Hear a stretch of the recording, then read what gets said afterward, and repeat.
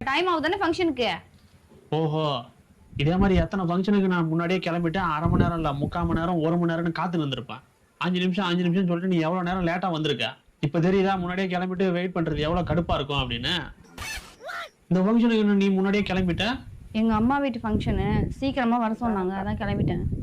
அதானே, உங்க வீட்டு ஃபங்க்ஷன்னா நீ முன்னாடியே கிளம்பி போயிட்டு அங்க எல்லாரும் கூடயும் உட்காந்து பேசிட்டு வருவ. நான் தனியா ஓரமா உட்காந்துன்னு வேடிக்கை பார்த்துட்டு இருக்கணும் நீ எப்போ வருவேன்னு. இதே எங்க வீட்டு ஃபங்க்ஷன்னா கரெக்டா சாப்பாடு நேரத்துக்கு போயிட்டு சாப்பிட்டு வந்துட வேண்டியது. இங்க நான் உட்காந்து வெயிட் பண்ணிட்டு இருக்கணும். எங்கனாலும் வீட்டுல ஒண்ணு நீ கிளம்புற வரைக்கும் வெயிட் பண்ணணும், இல்ல உங்க வீட்டு ஃபங்க்ஷனுக்கு போயிட்டு அங்க ஓரமா உட்காந்து நீ எப்போ வருவேன்னு வெயிட் பண்ணிட்டு இருக்கணும். ஓ, உங்க வீடு எங்க வீடு பிரிச்சு பேசுற. நம்ம வீடு இல்ல அப்ப. ஃபங்க்ஷனுக்கு போல எங்கேயும் போல. சரி இரு அழுவாத, நீ வெளியே போவா. 5 நிமிஷத்துல வரேன். இல்ல உண்மையாவே 5 நிமிஷத்துல வரேன். பிரச்சனையை பெருசாக்க பாக்குறாளே, கிளம்பி போயிட வேண்டியதுதான்.